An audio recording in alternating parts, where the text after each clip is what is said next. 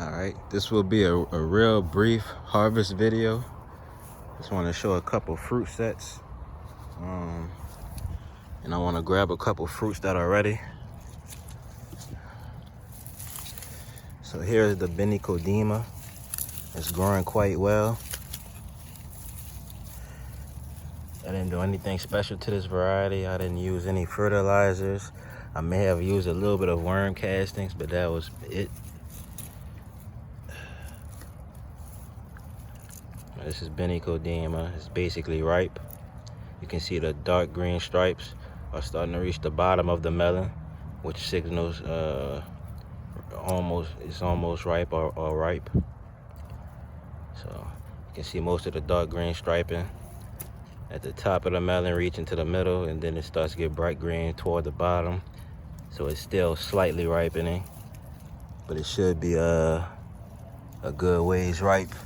And what lets you know it's a good ways ripe, you can see this dry patch on the stem right here, right below that ray of sun. You can see that brown scar mark. So the umbilical is beginning to dry, meaning the Benicodema watermelon is almost done taking in nutrients and becoming more red, becoming more aromatic, and becoming more sweeter. Here I have two Tohono O'odham yellow meated watermelons that are ripening up now. The tendrils are completely dried. I'm just waiting for the hairs on his umbilical to start drying up, and for the scar tissue or the scar marks to start showing, or those brown dry marks. Now this one here, this Tohono is behind this one in the ripening phase, so this one is more along. And to show that, you can see the browning starting to form along on the umbilical. Pretty soon it's going to start separating itself from the vine, probably in about a couple days to a week, but it's ready to pick right now. Okay, that's two Tohonos. I have these lemon drops. I'm waiting for the hairs on this umbilical to dry up, and then they'll start showing brown marks. And that goes for the both of them.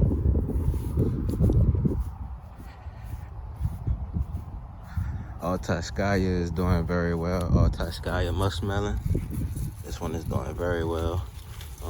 These melons actually got huge compared to the first fruits that were harvested earlier in the season, in June, early June, I believe, or mid-June.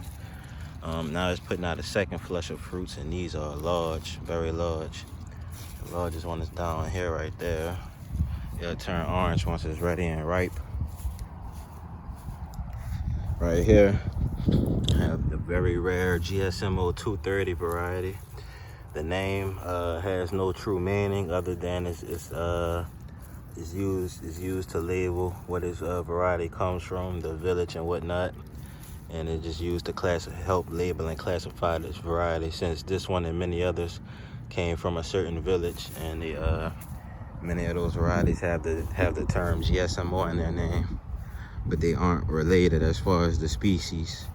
Like there's peppers with the GSMO in their name, there's the watermelon, and so on and so on. So over here I have a dying Janosic vine, or a dead Janosic vine. You can see basically the vine that this melon is connected to is basically dead at this point, so we can remove this and pull this one out. Now I'm not gonna cut it open today, so y'all don't get angry at me. I'm just doing a brief overview and harvest of what's going on in my garden. So here's the melon from yesterday that I said would turn color, and as you see it turn color, and within 1 to 2 more days it'll look like this. Now this one the umbilical slipped from the vine and popped up, so this one is kind of underripe. Still feels fuzzy too, and it's kind of underripe because I honestly like to have them when them green stripes are colorway gone, but it's okay. So let's hope that one does better. There's a few Kajari melons in here actually. Another one right there. Got a few of them in here. They're getting smaller. This is the smallest one so far that I've witnessed. They're getting smaller and smaller as the season goes. But yeah, so this candlestick, I'll cut it open probably tomorrow, I believe. Yeah, I'm gonna cut it open tomorrow morning. It feels heavy for its size. I'm not sure how ripe it is on the inside due to the vine dying out. But this melon should have some type of ripeness to it. So it's my candlestick watermelon, my Kajari melon, and I'm signing out.